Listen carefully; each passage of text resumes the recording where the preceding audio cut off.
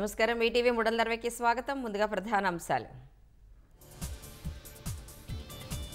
Bengal తుఫానుపై CM Chandrababu సమీక్ష. అన్ని స్థాయిల్లో యంత్రాంగం అప్రమత్తంగా ఉండాలని ఆదేశం. తుఫాను ప్రభావంతో తిరుపతి, నెల్లూరు జిల్లాల్లో వర్షాలు. ముందస్తుగా పాప వినాశనం, శ్రీవారి పాదమార్గాల మూసివేత. తుఫాను కారణంగా చెన్నై విమానాశ్రయం తాత్కాలికంగా మూసివేత. సాయంత్రం 5 గంటల తర్వాత తిరిగి ప్రారంభం.